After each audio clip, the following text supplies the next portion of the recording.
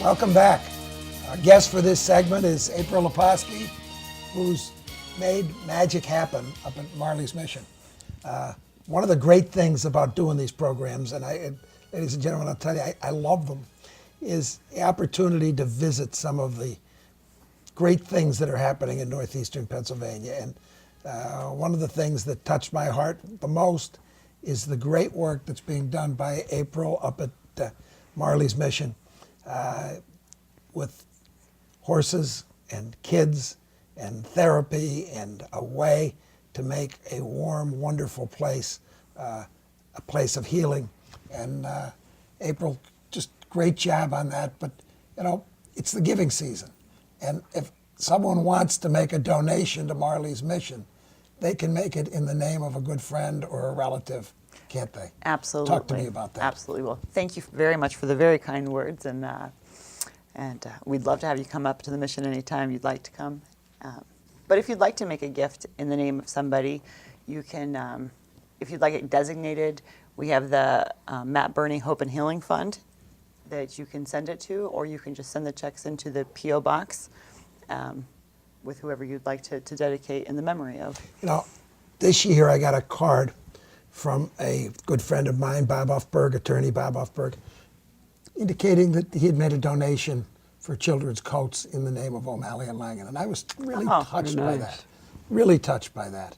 I know one of my staff members was very sensitive to the needs of families in poorer regions, donated some chickens to a family in, I think, Guatemala to help them sustain themselves. Yeah.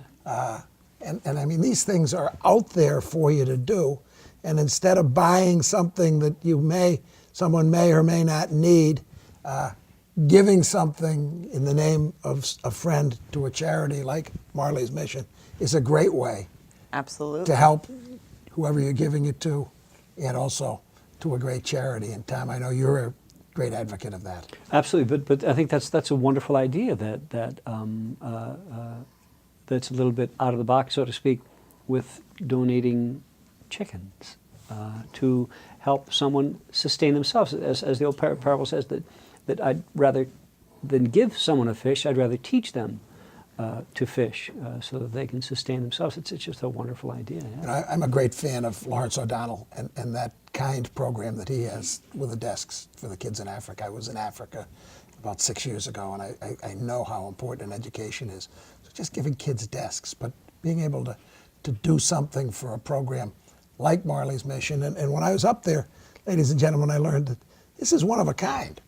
This isn't like a charity that they could go reach the national chapter and say, how do we get this thing started? Yeah. You and Gene Tallarico from the district attorney's office and some of the great volunteers like Matt Burney put this together. Absolutely. And it's amazing. There's a misconception among some of the public that they are funded by insurance, that they're funded by government funding, that they're funded by all these grants. And it's donations that they are funded by. And it's a place, as you saw when you went up there, and I did too, I had the same experience. It's like if you ever tour St. Joseph's Center, you become a volunteer for life and a supporter for life for St. Joseph's.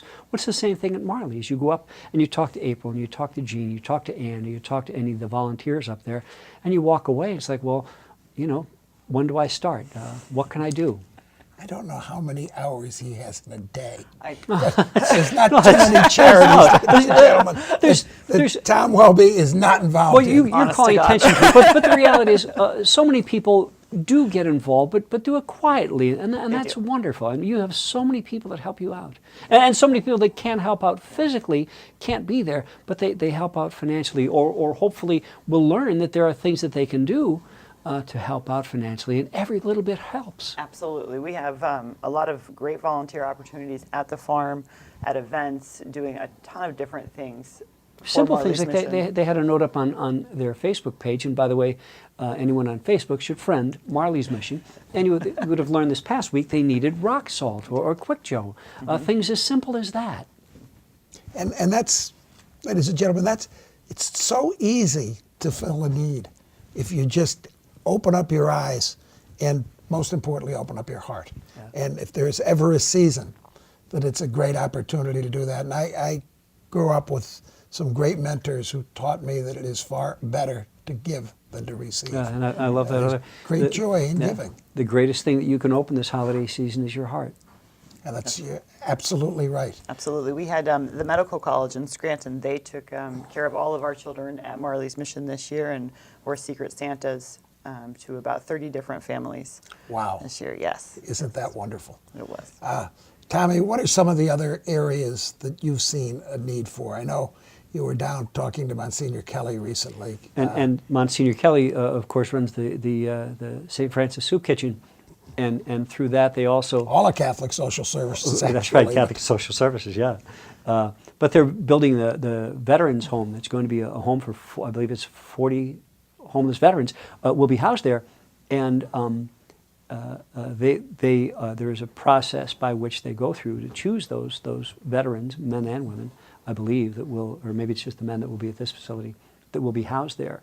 And then there's a lot of rehabilitation and therapy that they go through. But the first floor of the center is also going to be almost a supermarket. He's calling it a food choice kitchen, where people will come in, and it is a so to speak a food kitchen that we're used to in our churches or in our neighborhoods. But this one is a little bit different in that it will be laid out almost like a supermarket, where you go in, instead of being handed the bag of food that you so often are, you will pick, within reason, what is available, what is appropriate for you. If you don't like peas, you don't take the peas, you take the beans instead. But it's good in that it certainly adds dignity, more dignity to the program. And also, there's no wasted food by things that you wouldn't use. And that's going to be opening in the spring of this year. And Monsignor Kelly has been working very hard on that, and it's good to see some attention paid to our veterans, too. You know, it's wonderful. Good Morning America today focused on the Pope.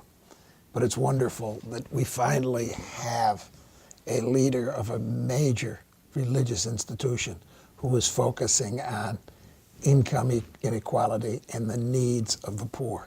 I mean, that's what every religion is all about, whether it's Judaism or Catholicism or Hinduism. It's all about loving our fellow man, and this is the season to do it, and there's so much that can be done. We come back, some closing thoughts, so please stay tuned to our holiday edition of You Be the Judge.